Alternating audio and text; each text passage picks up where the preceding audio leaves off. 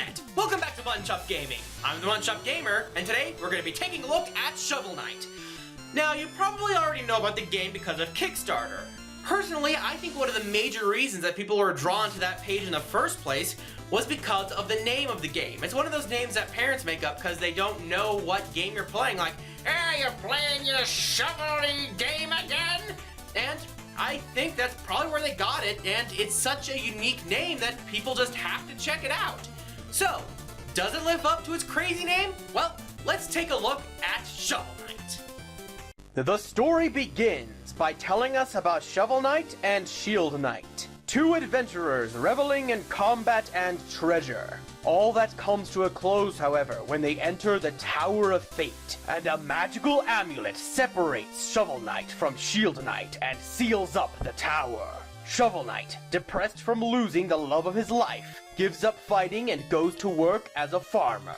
However, the tower becomes unsealed, and a wicked enchantress organizes other knights into the Order of No Quarter. Now Shovel Knight must go and ascend the Tower of Fate in hopes to save the beloved Shield Knight. Along the way, he will fight the entire Order of No Quarter and Black Knight, friend of Shield Knight who hates Shovel Knight, probably because he was friend-zoned in favor of Shovel Knight. The narrative is relatively complex, taking a few twists and meeting new characters and places as the game goes on. What's nice is that some bits of the narrative aren't even said in dialogue. You figure it out through clues given to you by the mannerisms of the characters. Speaking of characters, I love how every knight you face has a distinct personality. Heck, even the regular characters are memorable, like Chester here. Even though he has dreadlocks, I like to imagine he has the same voice as Hansi from Glove and Boots. This product works great! You should buy it! The narrative appears to have the simplicity of an old NES game, as the style of the game harkens back to. But it's much deeper than that, and I really like it. Especially the dream sequences at the end of every circuit of bosses where Shovel Knight catches a falling Shield Knight. But let's roll on to the aesthetics. First, let's get music out of the way. Yes, it was written by Vert, and yes, it's melody-driven and amazing, and it is memorable but not distracting from gameplay like every good video game music thing should have, even if it doesn't follow the NES limitations for sound. Now that we have that said, let's just go on to sound effects. They follow the 8-bit aesthetic well, and they sound satisfying. The way they match up the animation with the sound when using the shovel actually makes it feel like there's some weight to it. The jumping sound effect is good too, and the enemy sounds are good, and it just makes the world more complete. As for the visuals, there's only one thing I can say. The NES could not support parallax scrolling. For those not in the know, parallax scrolling is when the foreground moves faster than the background, which gives a feel that the world has a grander size. The 8-bit systems of yesteryear did not have the power to render that, and including it in this game goes against the retro ideology, even if it does make the game look better. The overall color palette also betrays the idea of the NES look because there are colors that the NES couldn't produce. And there's no slowdown when there's too many enemies on the screen. Okay, that last one is not a problem. I actually really like that. But let's move right along to the gameplay because there is a lot to talk about.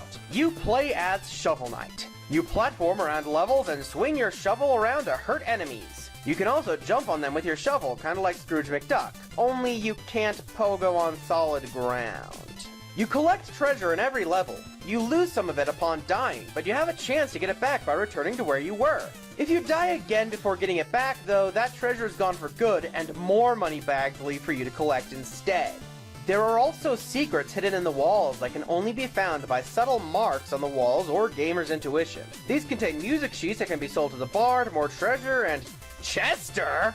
You should buy it! Each level has its own gimmicks to it, and they slowly introduce every new mechanic well. For example, Tinker Knight has a lot of machinery, Polar Knight uses snow and ice, and Spectre Knight takes away most of your visibility unless lightning strikes down. I hate it when developers think taking away our visibility is fun.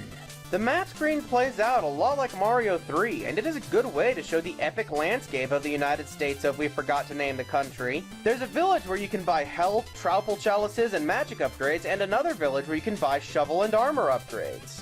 What is that magic for?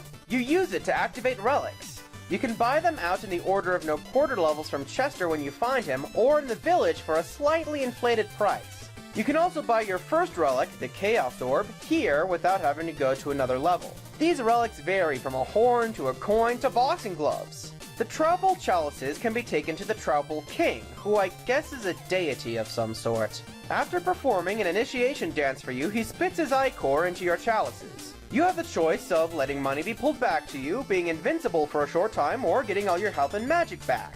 Personally, I found the option to have health return was the best one. On the map, you will also find that there are levels that can only be explored with certain relics. These will help you net extra cash to buy more upgrades, and I find they're good ways to show that you mastered that new item. There will also be wandering fighters that you can run into that, once defeated, will net you more money. If you can't tell, finding and spending treasure seems to be the common theme in this game. The enemies you fight are nicely varied with different effects. What? Samurai in a fantasy setting? No, no, no, no! I can handle rats flying on propellers, wizards becoming abominable snowmen, horse-head maidens, and even electric frogs. But samurai are right out. There are also a load of cheat codes that you have a ton of fun with. But honestly, I'm surprised the Konami code wasn't a thing for this game. You know, retro stuff. The levels of the game do a good job introducing you to the mechanics of every level so you know what to do, and for the most part, it feels whenever you make a mistake, it's your fault. Now, you're probably a fan of Shovel Knight if you're in the comments section right now saying that it's always my fault, but the issue is in the kind of controller I had for the game, not the game itself. I'm going to say something I never thought I'd think of. A problem with the Wii U gamepad. It's all in the D-pad. See, I've been struggling when playing older games, but I was inspired to play the 3DS version of the game. See, I originally thought the controls for the game were bad, but then I played it on the 3DS. You see, the 3DS has a very clicky D-pad. It's clear when you're pushing a direction because of the subtle feeling under your thumb. The Wii U gamepad, on the other hand, attempts to feel more modern in that it is softer and easier to push the directions on, kind of like a control stick. It's good for looser platformers like Rayman Legends, but not so good for more precise games like, say, Shovel Knight, The Adventures of Lolo, Punch-Out, or anything that follows the old style, like most of Nintendo's games. So honestly, I have to say that if you're going to get the game, think about the controller. If you're on a PC, make sure you have a good D-pad for the game. If you're playing on 3DS, that is the version I would recommend. If you must play on the Wii U, try to find a controller with a precise D-pad so you can enjoy it properly. But couldn't you just use the control stick for the game? No! Get out! Control sticks are better suited for fluid water controls or 3D controls, not 2D games. Shut your face! Alright, taking everything into consideration, I'm going to give this game a B+. Some might say my opinion is a little harsh. Some might say it's unfair that I'm using the Wii U controls as my judgment standpoint instead of the 3DS version. But some people also say I should get rid of my mutton chops, and they're just plain wrong about that too. Alright, see you next week.